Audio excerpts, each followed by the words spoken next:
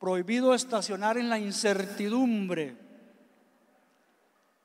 Hoy abordaremos ese tema, el de la incertidumbre. ¿Qué es la incertidumbre? La falta de seguridad, de confianza o de certeza sobre algo, especialmente cuando esto crea inquietud o ansiedad. Es una incertidumbre, una inseguridad que nos crea mucha ansiedad. Y no hay duda de que un gran porcentaje de nuestro país, de nuestro pueblo, está viviendo una tremenda incertidumbre, una gran inquietud, una gran ansiedad a causa de no saber por quién o por qué votar en estas elecciones presidenciales. Para todos los que nos miran a través de la web, queremos decirles que nuestro país está este próximo domingo, mañana domingo 4 de febrero, en el proceso de elecciones presidenciales. Y a eso también aunamos este tema que hoy nos toca. Ante esa incertidumbre, muchos han decidido estacionarse en esa incertidumbre y decir, pues no voy a ir a votar, no voy a manifestar mi criterio. Se han estacionado en esa incertidumbre y quizás han pensado y todavía están pensando en que no van a ir a votar el día de mañana. En cierta ocasión, el pueblo de Israel fue víctima de incertidumbre. No sabían por cuál Dios decidirse, si por Baal, un Dios falso y cruel, creado por los seres humanos, o por el Dios verdadero, creador de todo lo que existe y lleno de amor. Entonces el profeta Elías confronta al pueblo y les exige que tomen una decisión. Les dice Elías en 1 de Reyes 18:21, Elías se presentó ante el pueblo y dijo: ¿hasta cuándo van a seguir indecisos? Si el Dios verdadero es el Señor, deben seguirlo. Pero si es Baal, síganlo a él. El pueblo no dijo una sola palabra. Se estacionaron en la incertidumbre. Mañana será 4 de febrero. Por dicha, creo, porque estas han sido las elecciones más difíciles que me hayan tocado presenciar desde que soy votante. Esperemos que no haya contratiempos de ningún tipo en las mesas de votación y que todo transcurra en paz. Lo bueno será que si todos salimos a votar, a partir de mañana ya no habrán más pautas políticas en la TV ni más insultos en el Facebook. Y si no hay segunda ronda, al final poco más del 25% del país estará muy contento y un poco menos del 75% no estará tan contento. Solo queda ver dónde quedas tú, en el 25 o en el 75. Se nos ha insistido en estos días por el Tribunal Supremo de Elecciones que nuestro voto sea un voto informado. Existen las páginas oficiales de los partidos y allí hay documentación acerca de los planes de gobierno. Sin embargo, lo que más ha privado en la opinión pública en estos días son los temas morales y éticos. Hay un viejo dicho que reza: el papel aguanta lo que le pongan. Y alguien lo puso diferente: el Facebook aguanta lo que le pongan. Así que efectivamente el tema moral y ético pesa mucho más que un plan de gobierno maquillado que apunta hacia lo que el pueblo quiere oír. Todos los candidatos tienen planes maravillosos, estupendos. Todos prometen solucionar los problemas de nuestro país. Todos. Te puedes meter allí y tal vez algunas partes no te convenzan y otras sí te convenzan, pero lo cierto es que el candidato propone que esa es la solución. Pero últimamente hemos estado más preocupados por el papel moral y ético que cada candidato va a asumir o que pudiera asumir si queda electo presidente. Yo no vengo a decirles por quién votar. Eso está vedado por ley. No vengo a decirles por qué plan de gobierno votar, pues tampoco me está permitido. Quiero decirles que es sumamente importante votar, importantísimo votar el día de mañana. Que no se vale quedarse como el pueblo de Israel en aquella ocasión, sin decir una sola palabra, estacionados en la incertidumbre. La importancia de ir a votar se vio muy bien ejemplificada en un video que circuló en las redes y que yo quiero que pasen ese pequeño corto ahora.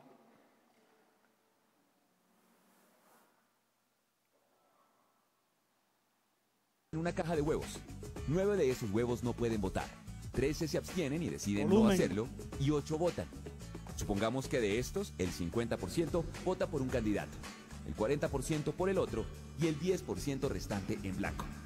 Esto significaría que tan solo 4 huevos decidieron por toda la caja, aunque 13 no estaban de acuerdo con esta decisión y hubieran podido cambiar el resultado. No deje que otros decidan por usted. En una caja de huevos. 9 de esos huevos no pueden votar. 13 se abstienen y deciden no hacerlo y 8 votan. Supongamos que de estos, el 50% vota por un candidato, el 40% por el otro y el 10% restante en blanco. Esto significaría que tan solo 4 huevos decidieron por toda la caja, aunque 13 no estaban de acuerdo con esta decisión y hubieran podido cambiar el resultado. No deje que otros decidan por usted. En una caja de huevos. 9 de esos huevos no. Bien. Así que, si no quieres que unos pocos decidan por ti el destino de nuestro país o la manera en que debemos ser gobernados, lo que tienes que hacer es salir mañana a votar, decidirte, no quedarte callado. Ahora bien, quizás tu excusa tenga que ver con que no encuentras por quién votar. Y por cierto, salió un meme que me causó mucha gracia. Al final, estas elecciones es como elegir entre dengue, zika y chikungunya.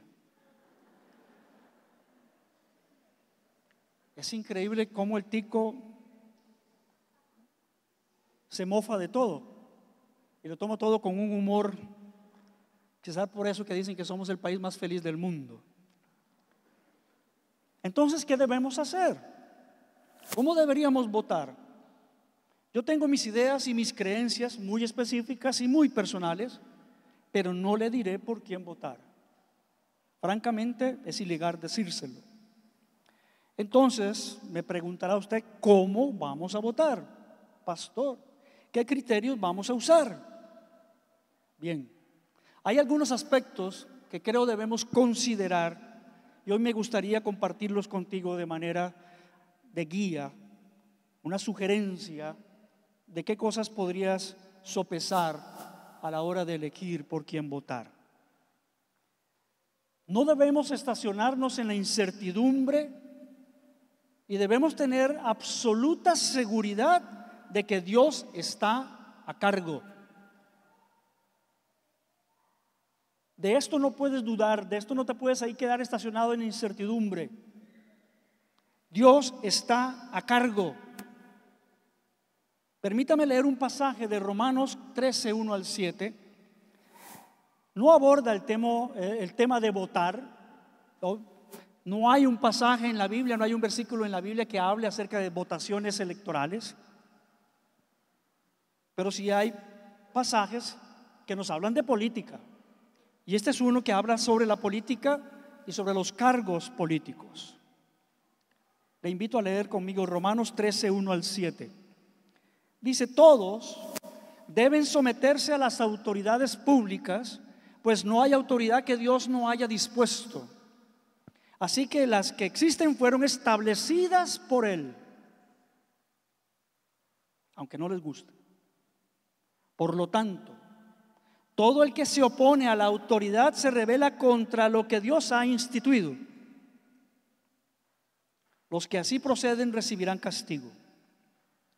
Porque los gobernantes no están para infundir terror a los que hacen lo bueno, sino a los que hacen lo malo.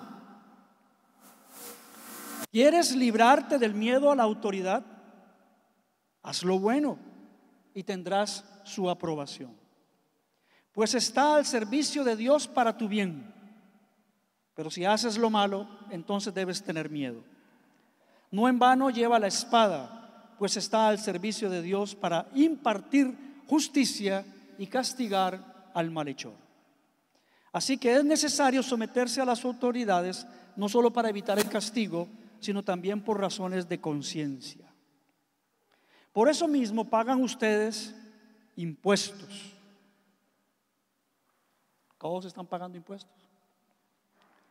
Pues las autoridades están al servicio de Dios, dedicadas precisamente a gobernar. Paguen a cada uno lo que le corresponda. Si deben impuestos, paguen los impuestos. Si deben contribuciones, paguen las contribuciones. Al que deban respeto, muéstrenle respeto, y al que deban honor, ríndanle honor. Como pueden ver, en resumen, Pablo nos recuerda que debemos respetar y honrar a aquellos que están en puestos gubernamentales. Debemos someternos a esas autoridades porque, como Pablo dice, explica, han sido establecidas por Dios. Y entonces, si te rebelas contra el gobierno, te estás rebelando contra Dios. Cuando nuestro Señor Jesucristo está ante Poncio Pilato, cuando es arrestado en Getsemaní, Él no se opuso, no ofreció resistencia. Las autoridades llegaron por Él y fue respetuoso de las autoridades. Es a mí el que buscan. Y se entregó. Y ante el sumo sacerdote, y ante Anás y Caifás, y ante Poncio Pilato, Jesús guardó total compostura y respeto a la autoridad. Y fue muy claro ante Pilato: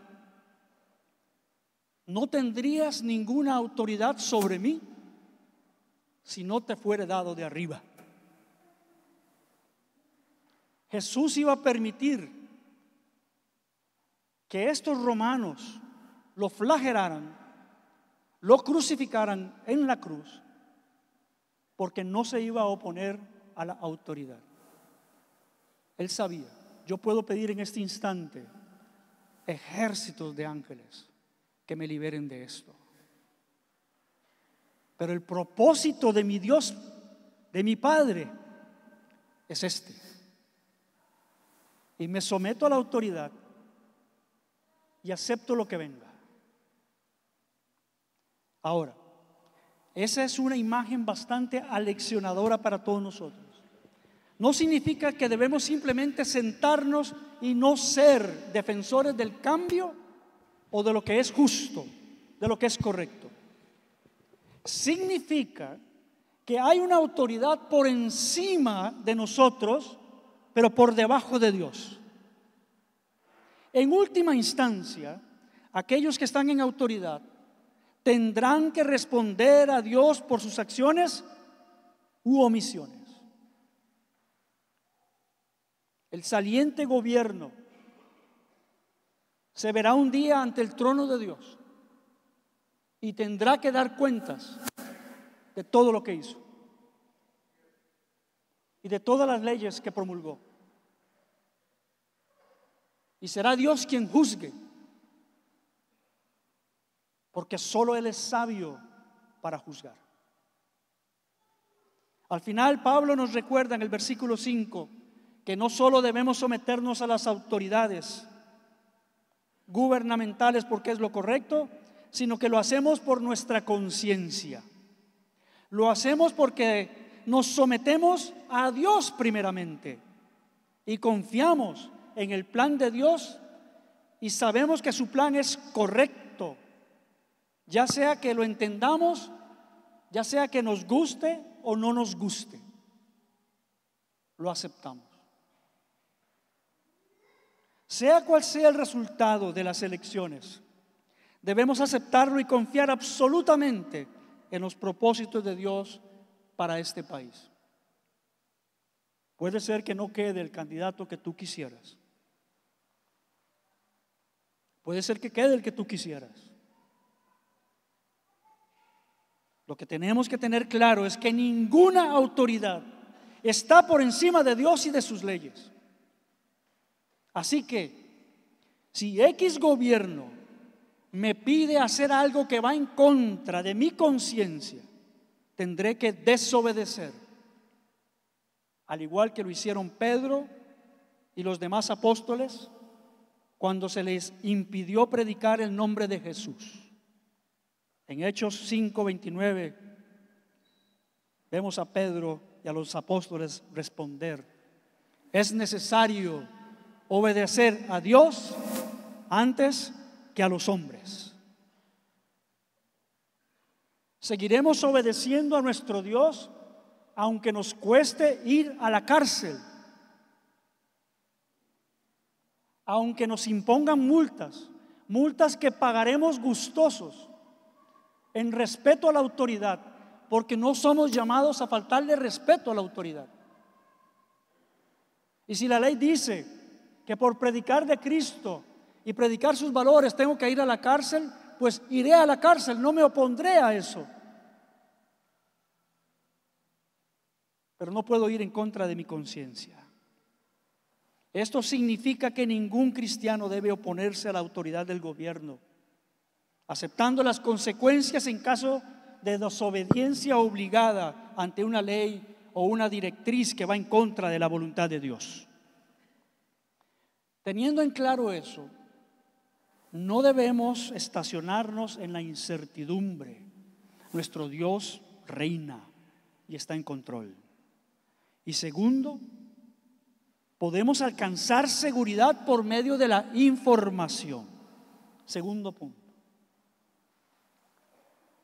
No se vale quedarse estacionado en la incertidumbre de por quién votar cuando la información está a la mano. No voy, una vez más les digo, a decir por quién votar. Aunque usted no esté seguro, no le voy a decir por quién votar. Pero les voy a compartir algunos pensamientos en los cuales yo basaría mis decisiones. Para alcanzar cierta seguridad debemos informarnos. Debemos preguntar, hacer preguntas. Pregunta número 1: ¿qué es lo mejor para mi país?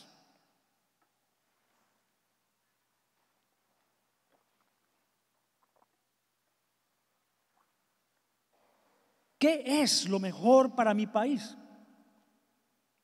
Nuestra tendencia natural es preguntar ¿qué es lo mejor para mí? No preguntamos qué es lo mejor para nuestro país, nos importa muy poco muchas veces. Vivimos preocupados por cómo me va a favorecer esto a mí, aunque el resto sufra. Debemos preguntarnos muy seriamente, ¿qué es lo mejor para mi país? Hay momentos en que el presidente o los líderes locales tomarán decisiones que son buenas para todos, pero no buenas para uno. ¿Saben a qué me refiero? Eso pasa. Sucede, esto no nos gusta. Muchas veces en los trabajos o en las empresas hacen cambios que van a significar más responsabilidad para mí, más trabajo para mí, pero eso va en beneficio de toda la empresa y de todos los que trabajan allí. Y aunque no me gusta porque me afecta a mí personalmente, al final tengo que aceptar que aquella directriz es buena para todos. Hay muchos asustados cuando se toca el tema de las pensiones. Nadie quisiera que me toquen lo mío. Dejémoslo ahí. Entonces voy en busca de un candidato que no prometa bajar pensiones o recortar pensiones o hacer ajustes en las pensiones, aunque el resto del país sufra. Debemos preguntarnos si es lo mejor para nuestro país. Si las políticas económicas que ese candidato promulga será lo mejor para mi país. Si las reformas sociales que planea son las mejores para mi país. Si los planteamientos para el desarrollo son los mejores para mi país, no solo para mí. Si van a traer bienestar y van a respetar los derechos de todos los costarricenses. La segunda pregunta que deberíamos de hacernos es: ¿qué candidato traería el mayor honor y gloria a Dios si fuera elegido? A ver, hemos tenido candidatos cristianos en muchas otras ocasiones, pero nunca había sido tan difícil decidirse en estas elecciones. Antes decidíamos entre todos los políticos no cristianos el menos malo, o aquel por el que siempre mi papá había votado por tradición. La diferencia en estas elecciones es que tenemos candidatos cristianos allí, y la diferencia en estas elecciones es que tanto el gobierno de turno como muchos de los candidatos se han metido con nuestra fe, han amenazado nuestra fe, nuestro derecho de ejercer con libertad nuestra fe. Y eso ha hecho de estas elecciones las más difíciles. Yo antes no me hubiera hecho esta pregunta: ¿cuál candidato traerá más gloria y honor a mi Dios? No me lo hubiera hecho. Es justamente en estas elecciones que esta pregunta se ha vuelto tan importante y tan crucial. Siguiendo esa línea, hay un pasaje de las Escrituras que viene muy al caso. Miqueas 6:8. Y creo que este pasaje es un buen criterio y tal vez una buena guía para considerar cómo votar. El pueblo de Israel estaba siendo oprimido porque se había apartado de Dios. Estaban siendo atacados por los asirios, pero Dios no quería que la gente se apartara aún más lejos de Él, por lo que le dio estas palabras al pueblo de Judá. Y creo que Dios nos da estas palabras también a nosotros. Miqueas 6:8. Ya se te ha declarado, se te ha dicho lo que es bueno. Ya se te ha dicho lo que de ti espera el Señor: practicar la justicia, amar la misericordia y humillarte ante tu Dios. Humillarte ante tu Dios. Ahora, ese sería un buen criterio entonces para cualquier persona que se postule a un cargo político. De Miqueas 6:8 saco las siguientes preguntas. 3, la tercera: Ese candidato es una persona que ama la justicia. No se tiene que ser cristiano para amar la justicia. No es un tema de si es cristiano o no es cristiano. Debes preguntarte, ¿el candidato por el que voy a votar ama la justicia? Queremos que esa persona actúe con justicia y podemos definir eso de muchas maneras. Pero lo que queremos es equidad, igualdad y justicia. Siempre apreciamos y respetamos a una persona que actúa respetando a los demás. Y creo firmemente que esa igualdad y esa justicia deben ser para absolutamente todos los ciudadanos de este país. No solo para un grupo mayoritario o para un grupo minoritario. Todo ciudadano de nuestro país merece igualdad y justicia. Los derechos de todos los ciudadanos deben ser garantizados. Y el candidato que elijas debe ser un candidato que ame la justicia para todos por igual. Cuarta pregunta. ¿Ese candidato, esa persona, ama la misericordia? ¿Tiene un corazón considerado y compasivo que demuestra que realmente es sincero? Yo hubiera agradecido que Repretel, con esas cámaras tecnológicas, me hubiera dicho 70% sincero, 20% deshonesto. Está mintiendo, está diciendo la verdad. Si me atacan, ¿quién no se va a enojar? Por favor. Si se enojó Jesús, con debida razón. Ama la misericordia, es sincero, es honesto. Sé que la mayoría de los candidatos son difíciles de conocer en términos personales. La verdad es que no los conocemos, seamos sinceros. A nivel personal no los conocemos. Pero te hago esta pregunta. En los debates que tú has escuchado, ¿qué te dice tu corazón acerca de ellos? ¿Qué te dice tu espíritu? Tal vez debas escuchar lo que tu espíritu te está diciendo para ayudar a discernir lo que crees que esa persona es en cuanto a la misericordia. ¿Será una persona que tenga gracia, misericordia, amor hacia absolutamente todos los costarricenses? Sin distinción.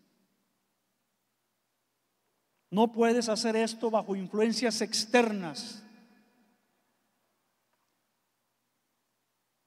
Por razón de mi puesto como pastor, me veo obligado a estar pendiente de las redes sociales. Pero creo que para estas elecciones hubiera sido preferible apagar ese aparato por lo menos un mes antes. Y buscar en oración qué me decía el Señor y qué me dice mi espíritu acerca de cada candidato. Tienes que orar y orar mucho. Las elecciones son mañana. Ojalá que pases la noche orando.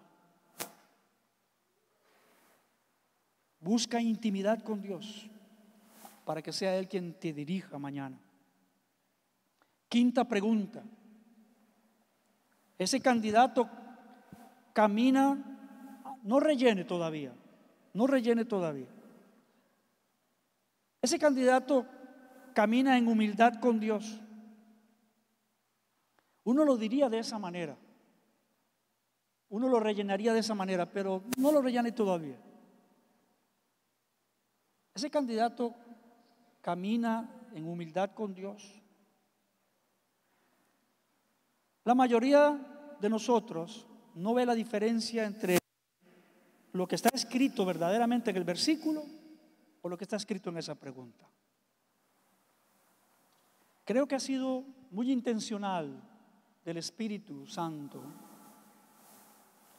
inspirar Miqueas 6:8 como lo hizo. ¿Saben por qué? Porque mucha gente puede caminar humildemente con Dios, pero la verdad es que hay muchos dioses por ahí y solo hay un Dios con mayúscula. Preguntarle a un candidato que si camina en humildad con Dios, puede que responda que sí. Pero la verdadera pregunta es, ¿de cuál Dios estamos hablando? Note que el Señor dice allí, humillarte ante tu Dios,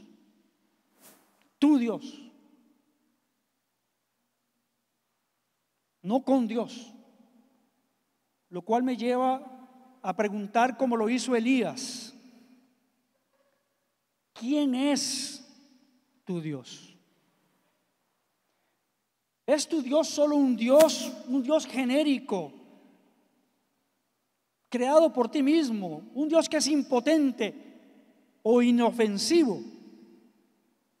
¿O es tu Dios el Dios todopoderoso, el Rey de reyes y Señor de señores? ¿Es tu Dios el eterno Dios, quien está lleno de amor, gracia y poder? Es Él el que quiso redimir al mundo dando su vida, dando a muerte y a resurrección a su Hijo Jesús el Cristo. ¿De ese Dios hablamos? Es el Dios que creó al hombre y a la mujer y estableció la unión de ambos bajo el vínculo del matrimonio. Es el Dios que ofrece misericordia al chismoso, al ladrón, al adúltero, al fornicario, al homosexual, al heterosexual, al borracho y al adicto. ¿De ese Dios hablamos? Es el Dios que yo conozco. Si tú mismo confiesas fe en este Dios, entonces te pediría que te humilles ante Él, reconociendo que tú no eres Dios, que solo hay un Dios y es el que se revela en la Biblia, no el que tú forjas, no el que te dice la psicología, no el que te dice la psiquiatría. Es el Dios de la Biblia, en el cual hemos creído por más de 2000 años, por más de 6000 años.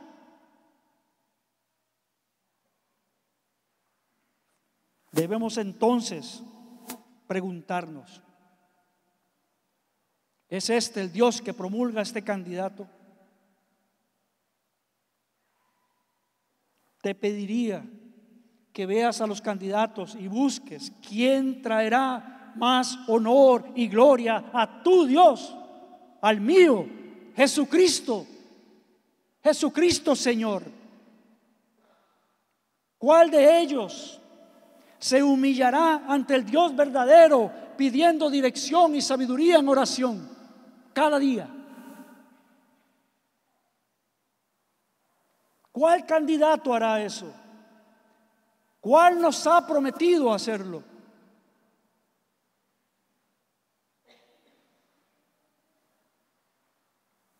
Finalmente nos damos cuenta de que esta elección se centra en la esperanza. El discurso entre las partes es acerca de quién sacará a este país del atolladero moral, espiritual y económico en que se encuentra. ¿Quién creará nuevos empleos? ¿Quién acabará con las presas? ¿Quién construirá un tren? ¿Quién cambiará la trayectoria de nuestra nación en el mundo en general? Y nos estacionamos en la incertidumbre una vez más. Todos prometen esto, todos prometen, todos tienen la pomada canaria. pues no se vale estacionarse en la incertidumbre. Hay que tener seguridad en la esperanza. Seguridad en la esperanza.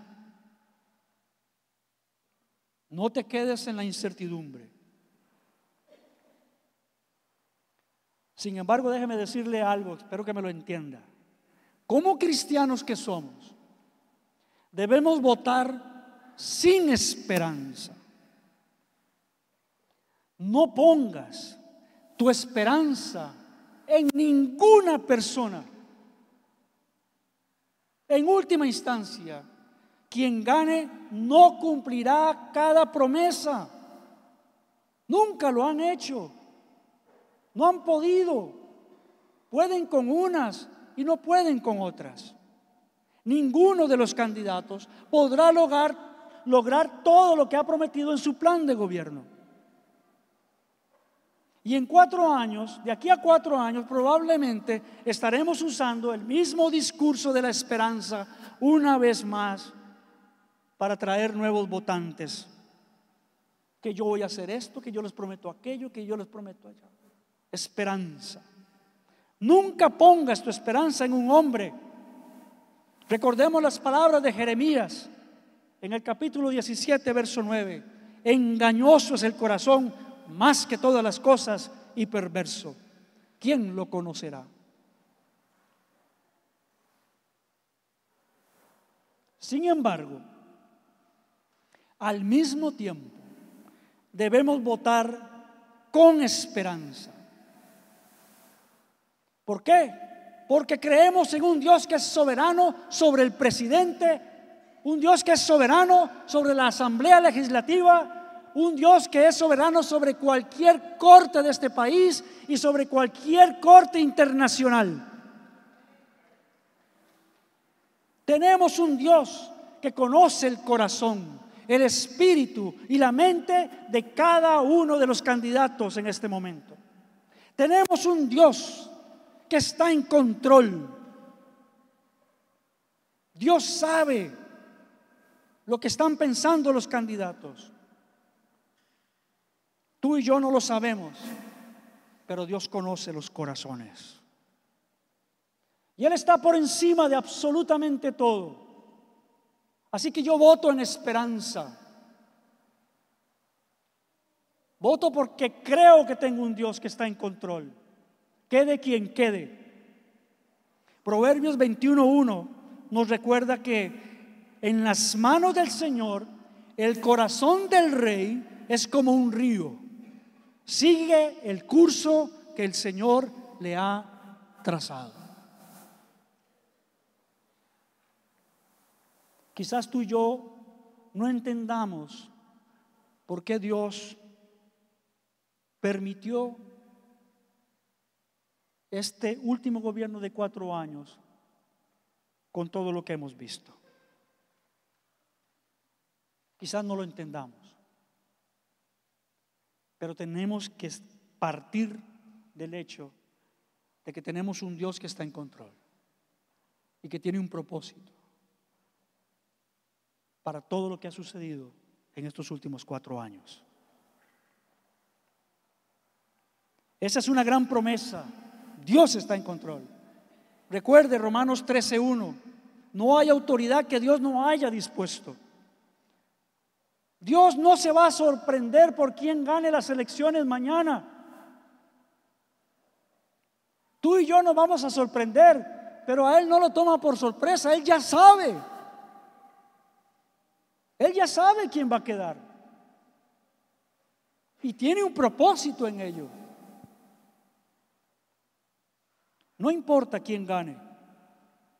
Si tu candidato gana o pierde, puedes confiar en nuestro Dios, que es el máximo gobernante de las naciones. Entonces, ya sea que estés de acuerdo con a dónde vamos como nación o no, puedes estar seguro de que puedes confiar en el verdadero Rey de Reyes y Señor de Señores. Pablo le dio un consejo a Timoteo en 1 de Timoteo 6:13 al 16. Y yo quiero concluir con estas palabras de Pablo. Primera de Timoteo 6:13.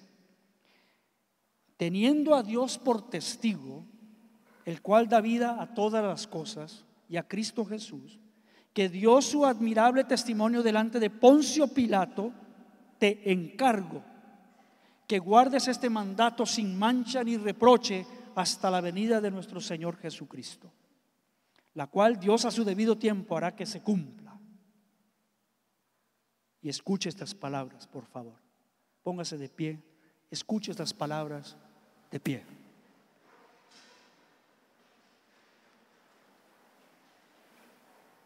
Al único y bendito soberano, Rey de reyes y Señor de señores, al único inmortal que vive en luz inaccesible, a quien nadie ha visto ni puede ver, a Él y solo a Él el honor y el poder eternamente. Amén. Aleluya.